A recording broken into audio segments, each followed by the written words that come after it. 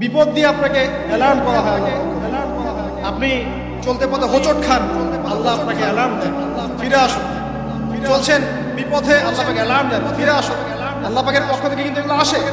আল্লাহ পাক আদম এবং হাওয়া আলাইহিস সালাম এবং আদম সন্তান সবাইকে সৃষ্টি করেছেন। উদ্দেশ্য হচ্ছে আল্লাহ পাক আমাদেরকে জান্নাত দিতে চান। আল্লাহ পাক চান যে আমরা যেন জান্নাতে যাই। যদি আমরা জান্নাতে যেতে না পারি পরকালে, একটা কারণে যেতে পারবো না, অনলি একটা কারণ, সেটা হলো আমাদের নিজের দোষ। একটা দোষ। যারা জাহান্নামে যাবে মানুষ এবং জিনদের মধ্যে, নিঃসন্দেহে মহাবিশ্বে তারা ছাড়া জাহান্নামে যাওয়ার উপযুক্ত কেউ ছিল না। ও জাহান্নামে যাওয়ার উপযুক্ত ছিল বলেই আল্লাহ পাক তাকে জাহান্নামে পাঠালেন। আর যারাই জান্নাতে যাবে প্রত্যেকেই শুধু আমলের বদৌলতে যাবে না, বরং আল্লাহ পাকের রহমতেই যাবে। কেউই তার আমল দিয়ে জান্নাতে যেতে পারবে না। নবী সাল্লাল্লাহু আলাইহি ওয়াসাল্লাম এমন ভাষ্য বলছেন, ইল্লা আনা, আমিও না, ইল্লা বিরহমাতিল্লাহ, আমিও নয়, তবে আল্লাহ পাকের দয়া আমাকে ঘিরে ধরবে। আল্লাহ পাকের রহমত যাদের উপরে বর্ষিত হবে তারাই জান্নাতে যাবে ইনশাআল্লাহ। কে আমল দিয়ে যেতে পারবে। যত আমলই করি বলা যাবে না এই আমলের বদৌলতে জান্নাতে যেতে পারবে। আল্লাহ পাক দয়া না করলে হবে না। আল্লাহ পাক চান যে আদম সন্তান যেন জান্নাতেই যায়।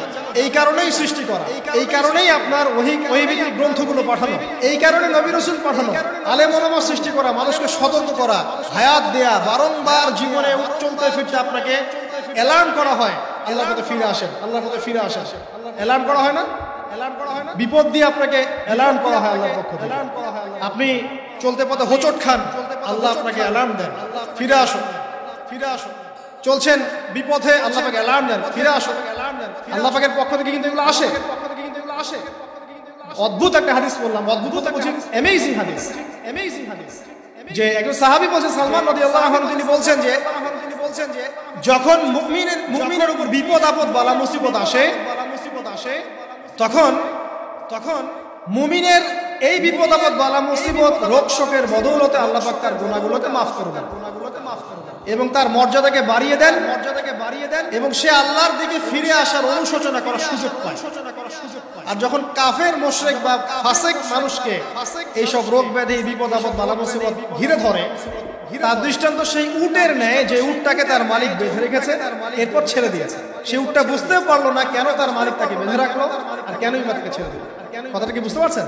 যারা আল্লাহ দ্রোহী, তাদের উপর যখন বিপদ আপদ বালা মুসিবত আসতে থাকে, তারা বুঝে না যে কি জন্য আসলো, কেন চলে গেল। কিন্তু মুমিন ব্যক্তি যারা মুসলিম, আল্লাহর অনুগত, তাদের বিষয়টা হচ্ছে এমন বিপদ আপদ বালা মুসিবত রোগ ব্যাধি তাদেরকে আল্লাহর দিকে ফিরিয়ে নিয়ে আসে।